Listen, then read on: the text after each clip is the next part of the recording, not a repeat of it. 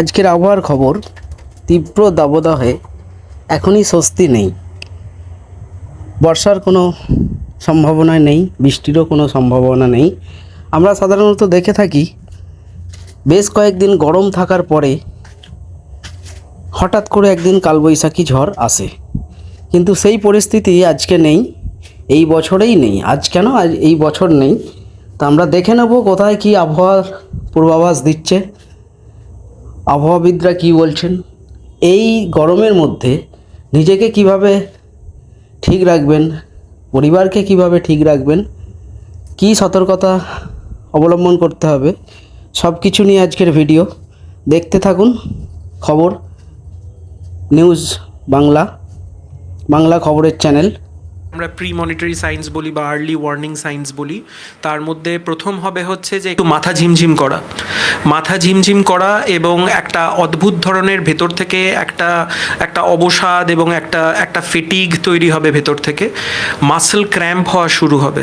এইগুলো কিন্তু early warning science. এইগুলো মানেই হচ্ছে কিন্তু আপনার কিন্তু হিট এক্সজশন ডেভেলপ করছে ভেতরে। তার মানে এইটাকে কিন্তু এক্ষুনি রোধ করার জন্য আপনাকে একটা ছায়ার কোনো জায়গায় চলে যেতে হবে এবং তৎক্ষণাৎ কোনো এসি চলছে এরকম কোনো জায়গায় না যাওয়াই ভালো, কিন্তু ছায়ায় গিয়ে কিছুক্ষণ বসুন।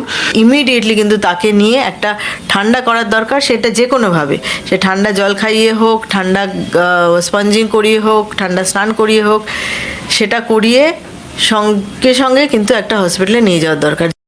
এই তীব্র দাবদাহর জ্বালায় পরেও রয়েছে কোথাও কোথাও বিদ্যুৎ বিচ্ছিন্ন, সেটা আমরা শুনে নেব বিদ্যুৎ বিচ্ছিন্নকারী এলাকার মানুষদের বক্তব্য এবং বিদ্যুৎ মন্ত্রী অরূপ বিশ্বাস কি বলছেন সেটাও আমরা শুনে নেব। रात भर से लाइन नहीं है सर। सीएससी को हम रात भर से फोन कर रहे हैं, सब हम लोग फोन कर रहा है, फोन नहीं उठा रहा है सीएससी, कुछ रिस्पांस नहीं दे रहा सीएससी। कब तक से कारण नहीं है? डेली है सर, डेली हो रहा है सर, एक हफ्ता से ज्यादा हो गया सर, डेली हो रहा है सर। कल पेशेंट मर गया सर, हम लोग का घर में कौन जिम्मेदारी लेगा सर? सीएससी तो कोई रिस्पांस नहीं दे रहा सर।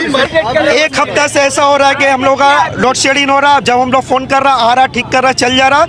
अभी फिलहाल 12 बजे से लाइन गया, कल की लाइन गया, हम लोग फोन किया, आया, ठीक किया, 2 घंटा बाद फिर लाइन चला गया। सुबह 5 बजे से हम लोग फोन कर रहा था, सीएससी वाला 9 बजे आदमी आया, चेक किया, उसके बाद फिर 11 बजे आया, 1 घंटा। हाँ, हम लोग मजबूर होकर रास्तों को बंद किया है, 1 घंटा से ज्यादा हो गया। पुलिस प्रशासन का बात सुन के सीएससी नहीं आ रहा, तो कॉमन आदमी का सुन के कहाँ से आएगा? এক মাস ধরে চলছে। এই 3 দিন মধ্যে আমাদের মানে পুরো রাস্তা মানে কি বলে যায়, পুরো বাড়ি সব সময় লাইট কারেন্টটা চলে যাচ্ছে। এই কারেন্টটা যাওয়ার পরে আমাদের সিএসসিকে জানাচ্ছি, কিন্তু সিএসসি এখন পর্যন্ত আসছে না। মানে এই 3 দিন ধরে আসছে, জাস্ট একটু মানে রিস্টোর করে চলে যাচ্ছে, লেকিন কাজটা প্রপারলি করছে না।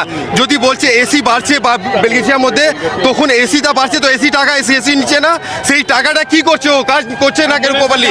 1 মাস ধরে ইলেকট্রিক সমস্যার জন্য বেলগাছিয়ার মানুষ অবরোধ করেছিলেন রাস্তার উপরে, কিন্তু মন্ত্রী অরূপ বিশ্বাস অন্য কথা বলছেন। লোডশেডিং কোথাও হচ্ছে না, কোনো জায়গায় গরমের জন্য যেটা টেকনিক্যাল ফল্ট সেটা তো হবেই, মানুষের শরীর খারাপ হয়, আর কোনো যান্ত্রিক গোলযোগ হবে না, এটা তো হতে পারে না। সেটাই সমস্ত রকম প্রিকশন রয়েছে। সমস্ত জায়গায় সিএসসি প্রায় 120টা জেনারেটর আছে, যেখানেই সমস্যা হবে জেনারেটর দিয়ে আমরা বিদ্যুৎ পরিষেবা দেবো।